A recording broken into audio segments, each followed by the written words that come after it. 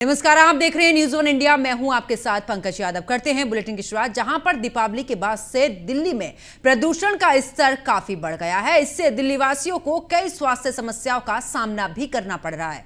अक्टूबर में दिल्ली भारत का सबसे प्रदूषित शहर रहा है, जहां औसतन PM 2.5 सांद्रता 111 माइक्रोग्राम प्रति घन मीटर थी।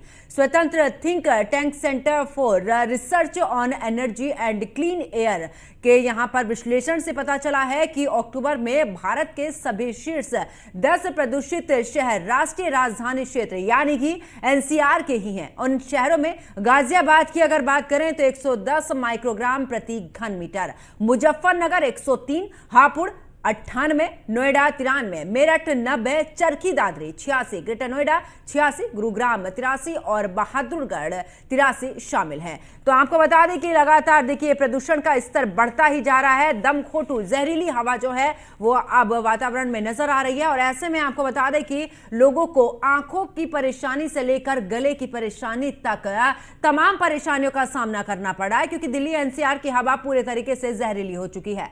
सुबह से लेकर शाम तक एक चादर जो है वो नजर आती है आसमान में और ऐसे में प्रदूषण का जो स्तर है वो लगातार बढ़ता जा रहा है। दीपावली की अगर बात करें तो इस दौरान दीपावली की रात भी AQI एकदम सी उसमें ज्यादा इजाफा हुआ, हालांकि धीरे धीरे कम भी हुआ, लेकिन ऐसे में आपको ये भी जानकारी दे दें कि अब फिर से AQI में बढ़ोतरी देखी जा रही है और यही बढ़ोतरी अब लोगों के लिए समस्या बनती जा रही है। दिल्ली NCR का AQI की अगर बात करें तो सोनीपत 244 और ऐसे में आपको ये भी बता दें कि तमाम अगर NCR के जो क्षेत्र हैं उन सभी क्षेत्रों में जो AQI है उसमें बढ़ोतरी देखी जा रही है और ऐसे में लोगों को जिनको कि पहले से ही बीमारी से ग्रस्त हैं उनको खासी परेशानी, बच्चों की बात करें क्योंकि इम्यूनिटी पावर उनकी कम होती है और ऐसे में उनके लिए एक बड़ी समस्या हो सकती है।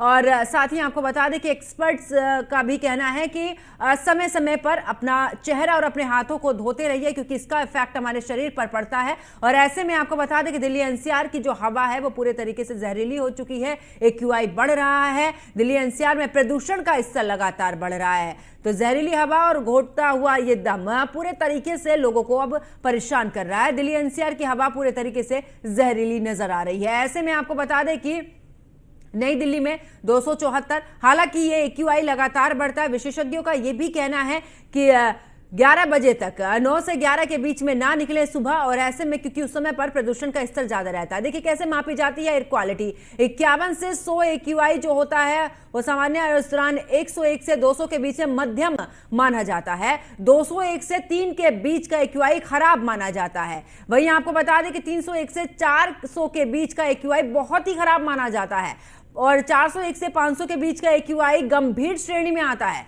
तो 0 से 50 के बीच का AQI अच्छा माना जाता है, इसमें कोई इतना ज्यादा फर्क नहीं पड़ता। 51 से 100 के बीच का भी AQI संतोषजनक रहता है, इससे भी खासा नहीं असर पड़ता है। 101 से 200 के बीच का भी क्योंकि लगातार प्रदूषण जिस तरीके से बढ़ता है वो भी कम इतना ज्यादा असर नहीं करता। लेकिन अगर ऐसे में 301 से 400 के बीच की बात करें तो बहुत खराब हो जाता है। 401 से 500 के बीच तो ये माने कि गंभीर श्रेणी में वो आपको ज्यादा इफेक्ट कर सकता है। तो 0 से 50 में इस दौरान और 51 से 100 में संतोषजनक, कोई इसमें घबराने की बात नहीं है। और 101 से 200 के बीच में मध्यम रहता है। इसमें भी कुछ ही लोगों पर ये इफेक्ट करता है जो पहले से बीमार हैं या जिन्हें सांस लेने में तकलीफ होती है, जिन्हें इस दौरान हार्ट के पेशेंट हैं, या फिर बच्चों की बात करें जो बीमार रहते हैं अक्सर उनके लिए। लेकिन ऐसे में 300 से 400 के बीच में खराब और 400 से 500 के बीच में गंभीर श्रेणी में आता है। तो दिल्ली NCR का AQI रोहतक 212, जबकि आपको बता दें कि इसके अलावा नोएडा की बात करें 210, यानी कि प्रदूषण बढ़ रहा है लेकिन अभी भी थोड़ा सा कंट्रोल। फरीदाबाद में 208। तो फिलहाल कुल मिलाकर दिल्ली में प्रदूषण का स्तर जरूर बढ़ रहा है, ऐसे में एहतियात बरतने की भी जरूरत है। गुरुग्राम में 192 और बुलंदशहर की बात करें 188। और दीपावली की रात क्योंकि जिस तरीके से आतिशबाजी हुई थी उसके बाद AQI एकदम से अचानक से बढ़ा, लेकिन उसके बाद 1-2 दिन में धीरे धीरे कम भी हुआ। लेकिन ये बढ़ता प्रदूषण लोगों के लिए समस्या बनता जा रहा है।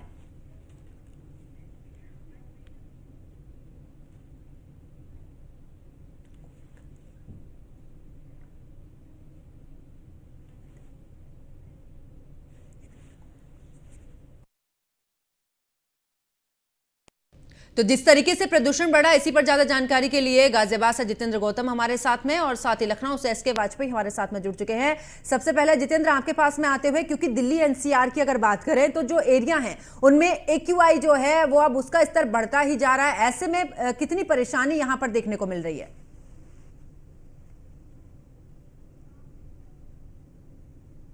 पर एक्यूआई नापा जाता है। गाजियाबाद का लोनी सबसे ज्यादा खतरनाक स्थिति में फिलहाल पहुंच चुका है, क्योंकि गाजियाबाद के लोनी का एक्यूआई 393 फिलहाल इस समय नापा जा रहा है, जो कि कल और आज लगातार इस तरह की स्थिति बनी हुई है। इसके बाद गाजियाबाद का वसुंधरा इलाका आता है, जहां पर 335 एक्यूआई रिकॉर्ड किया गया है, जो कि बेहद ज्यादा खतरनाक स्थिति में माना जाता है। ये दोनों ही इलाके ऐसे हैं जो कि रेड जोन में फिलहाल इस वक्त चल रहे हैं, क्योंकि एनसीआर में ग्रैब का नियम भी चालू है। उसके बाद भी लगातार इस तरह की स्थिति देखने को मिल रही है। इसके बाद गाजियाबाद का संजय नगर और इंदिरापुरम, ये दो ऐसे इलाके हैं जहां पर ऑरेंज जोन में जो है वो पोल्यूशन लेवल है लगातार 242 और 235 के आसपास वहां पर एक्यूआई बना हुआ। अब ऐसे में सबसे बड़ा सवाल खड़ा होता है कि लोनी में आखिरकार इस तरह का एक्यूआई लगातार क्यों बढ़ रहा है, क्योंकि वहां पर धूल के कणें जो है सबसे ज्यादा उड़ती है। और इसके अलावा जो विस्फोट वगैरह जो वहां पर विस्फोटक सामग्री जिनसे बारूद के द्वारा बम वगैरह बनाए जाते हैं, आतिशबाजी की जाती है, वो सबसे ज्यादा वहां पर देखने को मिलती है। इसके अलावा दिल्ली के अलग अलग कोनों पर बसी हुई लोनी बॉर्डर के आसपास तमाम वो इंडस्ट्रियल फैक्ट्रियां हैं जो लगातार यहाँ पर पॉल्यूशन करती रहती है। उनमें खासतौर पर देखा जाता है कि जहाँ पर उनको 1 या 2 चिमनी की परमिशन मिली होती है, लेकिन उसके बावजूद भी 4 से 5 चिमनियां जो है फैक्ट्री में बड़ी तेजी से लगातार चलती है और धुआं का जो वायु प्रदूषण है वो करती रहती है। इसके अलावा वसुंधरा के इलाके की हम बात करते हैं तो यहाँ पर भी लगातार जो अवैध निर्माण चल रहे हैं उसके चलते भी पॉल्यूशन लगातार बढ़ रहा है, लेकिन इस पर ग्रैप नियम के होने के चलते उसके बाद भी आवास विकास और तमाम अन्य जो विभाग है वो सही से कार्रवाई नहीं कर पा रहे हैं, जिसके चलते इस तरह के हालात देखने को मिल रहे हैं। इसके बाद अगर हम बात करते हैं सड़कों पर जिस तरह से लगातार छिड़काव किया जाना था वो छिड़काव अब ना के बराबर मिल रहा है। जो हमने देखा था दिवाली के बाद लगातार जो छिड़काव किया जा रहा था वो धीरे धीरे अब कम हो चुका है, जिसके चलते पॉल्यूशन की स्थिति वही उसी तरह से बनी है। क्योंकि अगर हवा की बात करते हैं तो दिल्ली एनसीआर में 2 किलोमीटर प्रति घंटे की रफ्तार से हवा चल रही है, जो कि बेहद ज्यादा कम है। और जब तक इस हवा में तेजी नहीं आएगी, 10 से 15 किलोमीटर प्रति घंटा नहीं पहुंचेगी और बारिश नहीं होगी, तब तक इसी तरह के हालात जो है वो गाजियाबाद में बने रहने, जिसके चलते गाजियाबाद के लोगों को खासा दिक्कतों का सामना करना पड़ रहा है। क्योंकि आमतौर पर देखा जाता है कि जिस तरह से बुजुर्ग और बच्चे और महिलाएं जो है सुबह सुबह मॉर्निंग वॉक पर जाते हैं, फिलहाल अब उनका भी निकलना कम हो चुका है, क्योंकि जब वो सुबह को निकलते हैं तो गले में दर्द के साथ साथ आंखों में जलन भी महसूस होती है, जिससे कहीं ना कहीं दिक्कतों का सामना करना पड़ रहा है। जिसका एक सीधा साधा सा रिजल्ट देखने को मिलता है कि जिला अस्पतालों में लगातार मरीजों की संख्या भी बढ़ रही है और वो संख्या सबसे ज्यादा गले के दर्द की और इसके अलावा आंखों में जलन जैसी जो शिकायतें हैं उसमें वो सबसे ज्यादा देखी जा रही है। बिल्कुल जितेंद्र, वापस लौटेंगे और एसके वाजपेयी लखनऊ से हमारे साथ में हमारे सहयोगी बने हुए हैं। एसके, अगर लखनऊ की बात करें तो वहां पर एक्यूआई कितना है आज और वहां पर क्या बढ़ता हुआ प्रदूषण लोगों के लिए समस्या बना हुआ है? बिल्कुल, अगर हम देखें तो राजधानी लखनऊ के अलग अलग इलाकों में अलग अलग एक्यूआई के स्तर है। जहां तक लखनऊ के इंडस्ट्रियल एरिया की अगर हम बात करें, जो ताल कटोरा इलाका आता है वहां पर एक्यूआई करीब 324 है। उसके अलावा अगर हम देखें तो लालबाग इलाका है, वहां पर 260 के करीब में एक्यूआई है। हालांकि अगर हजरतगंज जैसे हम इलाके की बात करें या फिर पौष इलाके, अगर हम गोमती नगर की बात करते हैं तो वहां पर करीब 150 से लेकर 200 के बीच में एक्यूआई चल रहा है। हालांकि ये पहले बहुत कम था, लेकिन दीपावली के बाद लगातार एक्यूआई का स्तर अलग अलग पूरे प्रदेश के इलाकों में बढ़ा है। उसमें लखनऊ में भी ये एक्यूआई का स्तर बढ़ा है। हालांकि इसको लेकर प्रशासन की तरफ से बहुत सारे दिशा निर्देश भी जारी किए गए हैं, जिसमें खास तौर पर जो निर्माण कार्य हो रहे हैं उन निर्माण कार्यों के लिए पूरी तरीके से ढककर निर्माण कार्य कराए जाने के निर्देश हैं। हालांकि प्रशासन की तरफ से लखनऊ नगर निगम और लखनऊ विकास प्राधिकरण की तरफ से भी लगातार छिड़काव कराने के निर्देश हैं। साथ ही साथ कहीं पर भी लखनऊ और आसपास के जिलों में पराली जलाने की घटनाएं ना हो, इसको लेकर उत्तर प्रदेश के मुख्य सचिव की तरफ से भी निर्देश जारी किए गए हैं। हालांकि इस पूरे मामले को लेकर प्रशासन और शासन की तरफ से लगातार दिशा निर्देश जारी किए जा रहे हैं और उत्तर प्रदेश सरकार एयर क्वालिटी इंडेक्स को लेकर प्राधिकरण का गठन भी करने जा रही है, क्योंकि इसमें उत्तर प्रदेश सरकार की कोशिश यह है कि इस प्राधिकरण के जरिए जो उपाय हैं जिनसे कि जो प्रदूषण का स्तर है वो कम हो सके, उसको लेकर चीजें आगे बढ़ाई जाए। हालांकि इसको लेकर पूरे प्रदेश भर में कवायद चल रही है। जल्द ही प्राधिकरण का गठन होगा जो विभिन्न विभागों के साथ सामंजस्य भी करेगा और आने वाले दिनों में उत्तर प्रदेश की एयर क्वालिटी इंडेक्स बेहतर हो, उसको लेकर कदम भी उत्तर प्रदेश सरकार उठा रही है। हालांकि इसमें लोगों की बहुत ज्यादा जिम्मेदारी है कि वो बेवजह कहीं पर कूड़ा ना जलाएं, पराली ना जलाएं, निर्माण कार्यों को ढककर करें। साथ ही साथ कोशिश करें कि जो सार्वजनिक परिवहन वाहन है उनका प्रयोग किया जाए। साथ ही साथ इलेक्ट्रिक वाहनों के यूज को भी सरकार बढ़ावा दे रही है ताकि जो कार्बन उत्सर्जन है उसको कम किया जा सके और प्रदूषण को बचाया जा सके। बिल्कुल, इसके वापस लौटेंगे और दिल्ली से हमारे सहयोगी पीयूष तिवारी हमारे साथ में जुड़ चुके हैं। पीयूष, क्योंकि दिल्ली तो अक्सर प्रदूषण के मामले में हर साल देखते हैं कि वहां पर प्रदूषण का स्तर यानी कि AQI जो है वो लगातार बढ़ता है। आज की स्थिति की बात करें, क्योंकि हमने दीपावली वाली रात भी देखा कि अचानक से AQI इतना ज्यादा बढ़ा है, उसके बाद धीरे धीरे कम हुआ। अगर आज की स्थिति की बात करें, आज क्या कुछ है दिल्ली का AQI अलग अलग क्षेत्र में? बात करें तो देश की राजधानी दिल्ली जो है हमेशा से ही प्रदूषण से प्रभावित रहती है और इस वक्त भी देश की राजधानी जो दिल्ली है वो दोहरी मार प्रदूषण की झेल रही है। एक तरफ हवाओं में जहर घुला हुआ है तो दूसरी तरफ यमुना नदी भी प्रदूषण से कहीं ना कहीं अछूती नहीं है। इस वक्त हम आपको तस्वीरें दिखाएं कि यहाँ पर आप ये राष्ट्रपति भवन का वो एरिया है, विजय चौक का ये एरिया है, जहाँ पर आप देखेंगे कि पूरा ये इलाका धुंध ही यहाँ पर पूरी तरीके से नजर आ रहा है। वहीं दूसरी तरफ हम आपको दिखाएं कि किस तरीके से यहाँ इंडिया गेट की जो स्थिति है वो बनी हुई है, यानी कि यहाँ पर भी पूरी तरीके से हवाओं में जहर भी है और कहीं ना कहीं जो धुंध है वो पूरी तरीके से व्याप्त है और कहीं ना कहीं जो विजिबिलिटी है वो भी काफ़ी कम नज़र आ रही है। और ये जो विजिबिलिटी है कोहरे की वजह से नहीं बल्कि पोल्यूशन की वजह से कम नज़र आ रही है। इसके साथ ही अगर हम बात करें तो आनंद विहार की बात करें या फिर और कुछ इलाकों की बात करें, आनंद विहार में करीब 467 के आसपास AQI लेवल है। इसके अलावा ITO की भी लगभग यही स्थिति है। हालांकि ITO की जो AQI लेवल है वो थोड़ा बहुत कम है। इसके साथ ही अलग अलग इलाकों में कई जगहों पर 400 के आसपास जो AQI लेवल है, इसके अलावा कई जगहों पर 399 तक AQI लेवल पहुंचा हुआ है। सबसे बड़ी बात है कि तमाम जो कवायद है वो कहीं ना कहीं की जा रही है और खासतौर पे आपने देखा होगा कि अस्पतालों की ओर से भी तमाम तैयारियां की गई है। RML अस्पताल की बात करें तो आपने देखा कि हाल ही में एक बाकायदा जो प्रदूषण जनित रोग निवारण केंद्र जो है वो बनाया गया, यानी कि एक क्लिनिक बनाया गया है। यानी कि जो भी लोग दिल्ली में रहते हैं और प्रदूषण की वजह से उन्हें कोई भी परेशानी हो रही है, कोई भी बीमारी हो रही है, तो वो उस क्लिनिक में दिखा सकते हैं। इसके अलावा सरकारों की ओर से अगर हम बात करें तो दिल्ली सरकार की ओर से तमाम ऐसे कैंपेन है वो लगातार चलाए जा रहे हैं। इसके अलावा पानी का छिड़काव भी किया जा रहा है और सबसे बड़ी बात है कि लोगों को जागरूक भी किया जा रहा है। इसके साथ ही चूंकि तमाम विशेषज्ञों का ये मानना है कि जो प्रदूषण है वो छोटे बच्चों पर और बुजुर्गों पर काफ़ी हावी रहता है, यानी कि उन्हें काफ़ी नुकसान पहुंचाता है। इसके साथ ही अगर हम बात करें तो जगह जगह पर जो फॉगिंग मशीनें हैं वो भी लगाई गई हैं, लेकिन सबसे बड़ा सवाल यही है कि हर साल यही स्थिति देखने को मिलती है। चूँकि मामला लगातार कोर्ट में भी पहुँचता है, सुप्रीम कोर्ट में पिछली साल भी सुनवाई हुई थी, इस साल भी याचिकाएँ डाली गई है और ख़ासतौर पर राजनीति भी इसको लेकर काफ़ी तेज रहती है। दिल्ली में भारतीय जनता पार्टी, दिल्ली BJP की बात करें, उनकी ओर से आम आदमी पार्टी सरकार पर आरोप लगाया जाता है, आम आदमी पार्टी की ओर से BJP पर आरोप लगाया जाता है। लेकिन इन आरोपों के बीच किसी को परेशानी होती है तो वो है दिल्ली की जनता या फिर दिल्ली में जो लोग ट्रैवल करते हैं उनको भी काफ़ी परेशानी होती है। तो निश्चित रूप से देश की राजधानी जो बिल्कुल है और पीयूष ऐसे में क्योंकि छठ पूजा का पर्व है और हमने इस दौरान यमुना में भी देखा कि किस तरीके से वहां पर पूरे तरीके से जो प्रदूषण है वो नजर आ रहा है, झाग ही झाग उसमें नजर आ रहे हैं। और इस तरीके से क्योंकि हर साल हमने देखा कि अभी आपने राजनीति की बात की है कि इस पर पूरे तरीके से राजनीति हो रही है, केंद्र सरकार राज्य सरकार पर, राज्य सरकार केंद्र सरकार पर पूरे तरीके से ठीकरा फोड़ती है। लेकिन क्या इसका समाधान? कोई समाधान नजर नहीं आता है। व्रतियां हैं वो उसी गंदे जो पानी आ रहा है यमुना में उसी में मजबूर होती हैं इस दौरान छठ पूजा करने के लिए।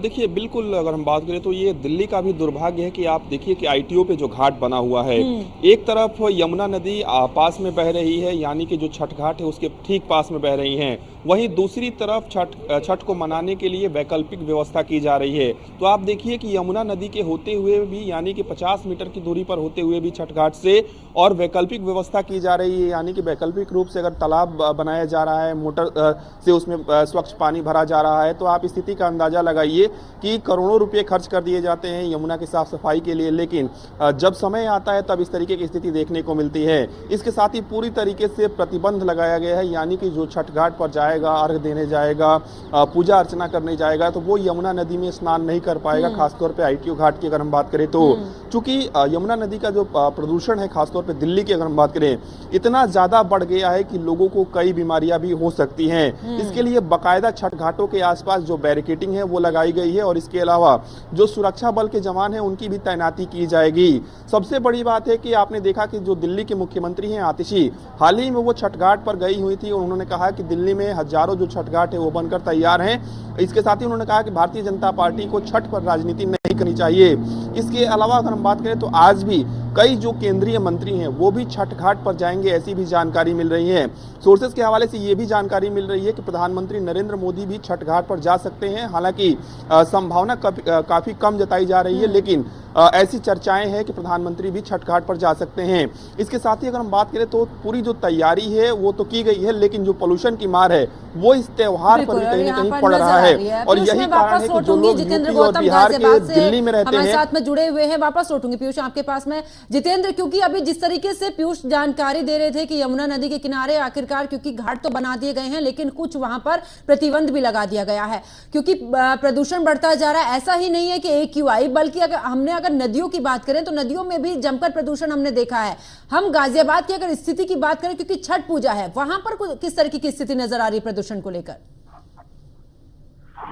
हाँ जी बिल्कुल, देखिए अगर गाजियाबाद की बात करते हैं तो गाजियाबाद में 2 से 3 जगह ऐसी हैं जहां पर सबसे ज्यादा छठ का पर्व मनाया जाता है और पूरा प्रशासन उसकी तैयारी भी करते हैं। गाजियाबाद के अगर हिंडन घाट की बात करते हैं तो यहाँ पर भी छठ की पूरी तैयारियां कर ली गई है और ऐसे में यहाँ पर जब भी हम तस्वीरें देखते हैं तो देखते हैं कि हिंडन नदी में हमेशा काला पानी हमको दिखाई देता है। वो ये वही काला पानी है जो हिंडन नदी के नाम पर लोग यहाँ पर आते हैं, पूजा तो करते हैं, लेकिन ये काला पानी जो हिंडन नदी के आसपास के बसे हुए एरिया है और उसमें जो आसपास की फैक्ट्रियां हैं, चाहे वो आपका मेरठ, मुजफ्फरनगर, सहारनपुर जैसे इलाके हो, वहां से जो लगातार जो उन कंपनियों का केमिकल उसमें गिरता है तो वो लगातार वहां तक आता है। और हालात ऐसे हो चुके हैं कि वहां उस नदी में कोई भी जानवर आपको जल्दी से दिखाई भी नहीं देगा, क्योंकि लगातार केमिकल के चलते उसमें सभी जो जानवर हैं वो लगातार मरते जा रहे हैं, जिसके चलते नदी का पानी बेहद ज्यादा प्रदूषित होता जा रहा है। इस पूरी बात को लेकर गाजियाबाद के एक मशहूर डॉक्टर है BP त्यागी, उन्होंने भी इस पर आपत्ति जताई थी और कहा था कि हिंडन नदी में अगर कोई भी यहाँ पर स्नान करेगा तो कहीं ना कहीं वो अपने स्किन जैसी समस्याओं से जूझेगा भी, जिसको लेकर लगातार यहाँ पर देखने को भी मिला है। और जिस तरह का ये गंदा पानी है तो कहीं ना कहीं कहा जा सकता है कि जहाँ एक और लोग छठ का पर्व मनाएंगे तो वहीं दूसरी ओर नई नई बीमारियों से ग्रसित भी हो सकते हैं। एक बड़ी समस्या है जितेंद्र, मैं वापस लौटूंगी। SK वाजपेयी हमारे साथ में लखनऊ से जुड़े हुए हैं। SK, क्योंकि छठ पूजा का पर्व और ऐसे में हम इस दौरान AQI की बात तो कर रहे हैं, लेकिन हम नदियों की अगर बात करें, स्वच्छता की अगर बात करें, क्योंकि ये आस्था से जुड़ा पर्व है और ऐसे में लोग चाहते हैं कि जब वो गंगा घाट या किसी भी घाट पर छठ पूजा मनाने के लिए जाए, वहां पर आस्था की डुबकी जरूर लाए। ऐसे में लखनऊ में क्या कुछ व्यवस्थाएं हैं? क्या वहां पर भी प्रदूषण की मार इसी तरीके से? पर राजधानी में भी चूंकि गोमती नदी है और जो छठ पूजा का कार्यक्रम होता है वो गोमती नदी के अलग अलग घाटों पर होता है, जिसको लेकर प्रशासन ने काफी कुछ इंतजाम किए हैं। हालांकि प्रशासन की तरफ से इस पूरे मामले को लेकर गोमती नदी की सफाई का अभियान भी अभी चलाया गया था और लगातार ये सफाई अभियान 15 दिनों तक चला है ताकि राजधानी लखनऊ की गोमती नदी को साफ स्वच्छ किया जा सके। हालांकि इस दौरान बड़े पैमाने पर गोमती नदी में पानी भी छोड़ा गया ताकि जो गंदा पानी है वो साफ हो जाए, क्योंकि छठ पूजा के दौरान बड़े पैमाने पर जो श्रद्धालु हैं वो वहां पहुंचते हैं और आज भी लखनऊ के अलग अलग गोमती के घाटों पर छठ पूजा का कार्यक्रम आयोजित किया जा रहा है, जिसमें मुख्यमंत्री योगी आदित्यनाथ भी शामिल हो रहे हैं। तो कहीं ना कहीं जो लखनऊ की गोमती नदी है उसकी सफाई को लेकर प्रशासन ने काफी कदम उठाए हैं। बड़े पैमाने विभिन्न इंडस्ट्रियल एरिया से आने वाले नाले हैं उनको भी गोमती में गिरने से रोकने की व्यवस्था प्रशासन की तरफ से की गई है। हालांकि ये लगातार अनवरत प्रयास उत्तर प्रदेश सरकार के निर्देश पर लखनऊ नगर निगम और लखनऊ विकास प्राधिकरण की तरफ से किए जा रहे हैं, लेकिन बावजूद इसके जो बड़े पैमाने पर कहीं ना कहीं अपशिष्ट है या लोगों की जो बहुत सारी ऐसी सामग्री है जिनको वो नदियों में बहाते हैं, वो कमोबेश स्थिति लखनऊ में भी वैसी ही है। हालांकि शासन और प्रशासन की सख्ती के बाद कुछ कमी जरूर इसमें आई है, लेकिन स्थिति बहुत ज्यादा अच्छी नहीं है क्योंकि कई जो बड़े नाले हैं वो अभी भी गोमती नदी में गिर रहे हैं। हालांकि इसको लेकर अगर हम देखें तो 2012 के बाद से ही उत्तर प्रदेश की जो अलग अलग सरकारें रही उन्होंने काफी प्रयास किए। योगी सरकार ने भी 2017 के बाद से लगातार गोमती रिवर फ्रंट के आसपास साफ स्वच्छता बनाए रखने के लिए नालों को डाइवर्ट किया है और बड़े पैमाने पर जो नाले कहीं ना कहीं गोमती में जा रहे थे उनके लिए ट्रीटमेंट प्लांट लगाए गए हैं ताकि जो सीधा केमिकल या जहरीला पानी है वो गोमती नदी में ना जाने पाए। तो उसको लेकर बहुत सारे प्रयास जरूर किए जा रहे हैं। हालांकि दूसरे अगर हम जिलों की बात करेंगे तो उनसे थोड़ा बेहतर स्थिति जरूर लखनऊ की है क्योंकि लखनऊ प्रदेश की राजधानी है और ऐसे में कहीं ना कहीं शासन का काफी फोकस लखनऊ की गोमती नदी पर है और कोशिश भी की जा रही है कि गोमती नदी को पूरी तरीके से साफ स्वच्छ रखा जा सके और कोई भी ऐसा अपशिष्ट जो कि जलीय जीवों के लिए या लोगों के लिए हानिकारक है वो गोमती नदी में ना बहाया जाए। बिल्कुल, अब वापस लौटेंगे और पीयूष आपके पास में आते हुए, क्योंकि एक्यूआई लगातार बढ़ता जा रहा है, क्या इसको लेकर, क्योंकि हमने देखा था अभी जितेंद्र भी जिक्र कर रहे थे कि आर्टिफिशियल जिस तरीके से बारिश की जा रही थी उसको बंद कर दिया गया है गाजियाबाद में, इसीलिए एक्यूआई और भी ज्यादा ऊपर बढ़ रहा है और यही समस्या बनती जा रही है। दिल्ली में इसको लेकर क्या कुछ प्रबंध किए जा रहे हैं, क्योंकि एक्यूआई बढ़ रहा है, लोगों को समस्या हो रही है, क्या प्रशासन की तरफ से कुछ एहतियात बरते जा रहे हैं? बिल्कुल, अगर हम बात करें तो हर साल चूंकि प्रशासन की ओर से कवायद तो जरूर की जाती है लेकिन जो पोल्यूशन है उस पर कंट्रोल नहीं हो पाता है। और आप देखिए कि कई जगहों पर जहां पर ज़्यादा पोल्यूशन है वहां पर जो फॉगिंग मशीनें हैं वो चलाई जा रही हैं, यानी कोई प्रदूषण को कंट्रोल करने के लिए तमाम जो पानी के छिड़काव हैं वो भी किए जा रहे हैं। इसके साथ ही कोशिश यही की जा रही है कि ये जो एक अवेयरनेस है वो फैलाया जाए और लोगों को बताया जाए कि किस तरीके से प्रदूषण से आप बच भी सकते हैं और प्रदूषण किन वजहों से फैलता है उस पर कहीं ना कहीं कंट्रोल किया जा सके। इसके साथ ही आपने देखा कि दिल्ली के जो पर्यावरण मंत्री हैं उन्होंने हाल ही में एक प्रेस कॉन्फ्रेंस की थी और उन्होंने बताया था कि अगर ज़रूरत पड़ी तो हम और भी कड़े कदम उठाएंगे, यानी कि पोल्यूशन को किसी भी तरीके से कंट्रोल किया जाएगा। लेकिन जो स्थिति दिल्ली की फिलहाल बनी हुई है, आने वाले दिनों में ये भी जानकारी मिल रही है, कई विशेषज्ञों का दावा है कि आने वाले दिनों में और भी ये पोल्यूशन का जो स्तर है वो बढ़ सकता है, क्योंकि जैसे जैसे सर्दियाँ आती हैं निश्चित रूप से जो कोहरा है उसके साथ जो धुंध है वो भी कहीं ना कहीं बढ़ जाता है। इसके साथ ही अगर हम बात करें तो चूंकि इस वक्त एक्यूआई का लेवल जो है वो लगातार कई इलाकों में बढ़ा हुआ है और कई लोगों को अभी इस वक्त भी काफ़ी परेशानियां हो रही है, चाहे आंखों में जलन की बात करें, सांस लेने में भी जो बुजुर्ग हैं उनको दिक्कत हो रही है। तो आप अंदाज़ा लगाइए कि देश की राजधानी दिल्ली के ये हालात हैं तो देश के अन्य इलाकों के क्या कुछ स्थिति होंगे जहाँ पर इस तरीके से पोल्यूशन का स्तर बढ़ रहा होगा। लेकिन चूँकि छठ घाट की अगर हम बात करें तो छठ घाट को कई जगहों पर इस वजह से इस बार नहीं बनाया गया क्योंकि जो प्रदूषण का स्तर यमुना नदी में है उस वजह से उन घाटों को इस बार नहीं बनाया गया जो आमतौर पर हर साल बनाया जाता है। हालांकि कई जगहों पर छठ घाट जरूर बनाए गए हैं, हजारों की संख्या में छठ घाट बनाए गए हैं, लेकिन ऐसी कई प्रमुख जगहें हैं जहां पर इस बार छठ इसी वजह से छठ घाट नहीं बनाया गया क्योंकि वहां पर प्रदूषण का जो स्तर है वो काफी था।